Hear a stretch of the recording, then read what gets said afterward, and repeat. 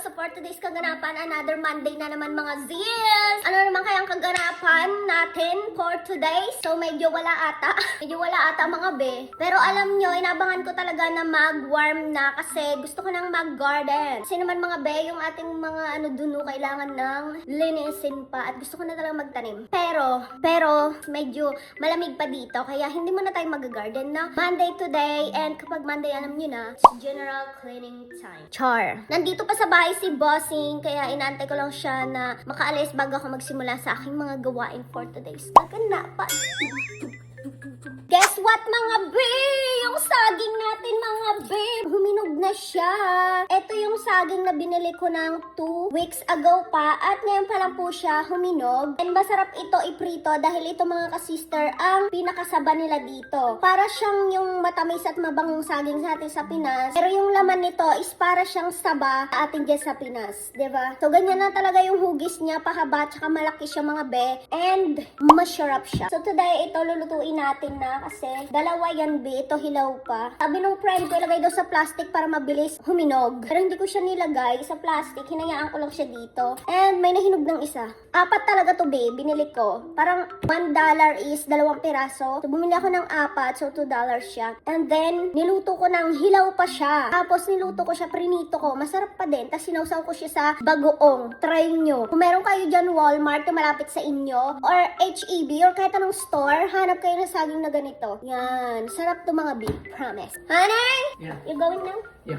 So, paalis na si David mga kasestor. So, ngayon, kailangan di makalimutan itong kanyang, tawag na ito. Ito ba? Itong puti na to. Kasi minsan nakakalimutan niya to. Kasi nakakalimutan ko din, babe. Kasi, alam nyo, medyo busy ako kapag Monday morning sa aking buhay. And nandito pa pala siya. So, ilalagay ko lang to sa, is your car open? So, I'm gonna put this. Ay, mga be, kaganda ng ating OOTD for today's video. Ang tirik ng araw, pero mga be, abaw. Sobrang lamig, mga be. Sobra. Super. Like super cold. Honey, hurry! Magpipray pa pala kami nito, be. Hurry!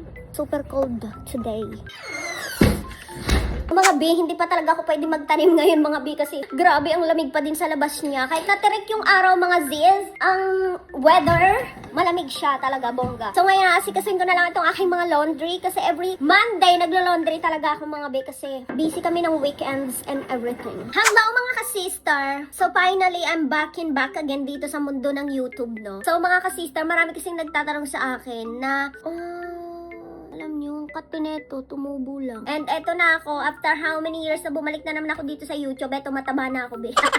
Marami nagtatanong kung nasaan ako napunta at bakit tumigil ako sa pagbablog dito sa YouTube. So tumigil ako mga ka-sister kasi nandun ako sa kabila nagbablog. And ang ginagawa ko kasi doon, voice over lang siya. Tapos yung iba kong mga ginagawa doon sa kabila, sa Blue App, is mga short videos lang. So ngayon, I realized na why not na bumalik na din tayo pag YouTube kasi matagal na rin natingga itong YouTube ko. Kasi sayang naman din mga ka-sister na monetize na dito sa YouTube tapos di natin siya gagamitin or di natin siya a-uploadan ng video. Sa mga hindi pa rin nakapollow sa akin doon sa Blue App at sa walang alam kung nasaan ako ngayon, may lumipat na po kami dito sa may bandang Waco, Texas. Dati nandun kami sa Marble Falls nakatira pero ngayon nandito na kami. And lumipat kami dito 3 years ago pa mga ka-sisters. So sa mga nagtatanong pa rin, bakit iba na yung bahay na tinitirahan namin at ang dami ko nang kasama na mga Pinay dito. Kasi mga ka-sister dito sa nilipatan namin, ang dami talagang mga Pinay dito. Like dito sa neighborhood, ang daming mga Pinay na nakatira. Like, madami sila. Hindi lang 1, 2, 3, 4, madami. Some of them, mga amigas ko dito.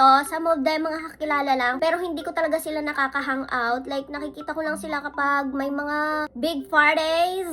Like, fill-up parties. Doon ko lang sila nakikita. So, kung papipiliin nyo ako, dito ba sa bago naming nilipatan o doon sa dati naming tinirahan? Ang masasabi ko, may ano kasi yan eh. Ang kagandahan kasi dito sa bago naming tinirahan is maraming, yun nga, marami tayong kababayan dito na nakatira. Tapos, mas okay dito yung work ni David. At doon naman sa kabila, ang kagandahan na doon is maganda yung lugar, pero wala masyadong Pilipina. Tingnan nyo, ilang years kaming tumira doon, be. Parang 3 years kami sa apartment. Tapos, 1 year kami doon sa bahay na binili namin na 1 year na talaga kami doon, tapos di naman kami tumagal, be. Binenta din namin siya. Tapos, lumipat kami dito. So, 4 na taon din kami pala doon. So, magpo 4 years na kami dito sa bago naming tinirahan. Kagandahan kasi dun sa kabila mga kasister is mababa ang cost of living. For example na lang, no, sa 3 taon kami nakatira dito, yung bill namin sa tubig, never bumaba ng 100. Ganon.